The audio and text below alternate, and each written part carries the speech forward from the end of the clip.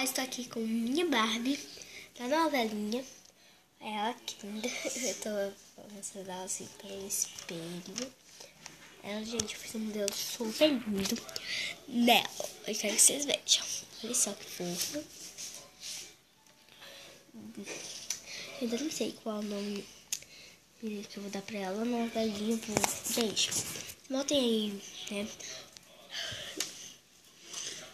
Qual o nome que vocês deixaram o nome que eu botei nela bonito? Eu acho que eu vou botar o nome dela, gente, de Barbie Letícia.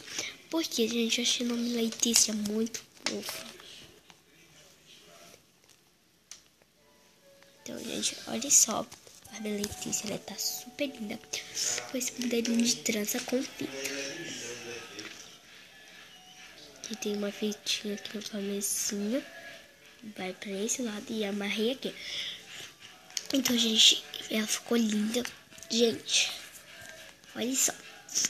No próximo, eu não sei que vocês descobriram.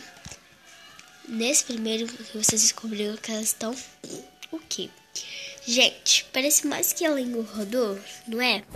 Eu não engordei. Deve ter algum problema. Sabia? Ai, e vocês devem achar que ela tá grávida. Eu não tô grávida. Não tô e não tô. Assim você vai ganhar seu cabelo, Barbie Letícia. Ai, meu Deus, meu cabelo tá lindo. Eu não preciso bagunçar ele. Olha só, amanhã, depois da manhã, eu vou pro médico e vocês vão ver que eu não vou estar grávida. Vocês só não sabem que eu tô grávida ou não tô, então não precisa falar nada e nada. Não precisa brigar com a gente, né? Então, gente, eu vou falar porque você não sabe, não vai inventar fofoca. Não vai inventar fofoca. Você não sabe o que aconteceu, então não fale nada, porque você não sabe o que aconteceu e não fale. Então tá, Barbie Letícia, vai pra lá, vai. Gente, a Barbie Letícia, ela tá muito brava, porque ela não sabe que ela tá grávida. Gente, eu não tenho certeza que ela tá grávida, mas no próximo vocês devem descobrir, ou no próximo, ou nos outros. Então, vou chamar ela. Letícia. Que foi?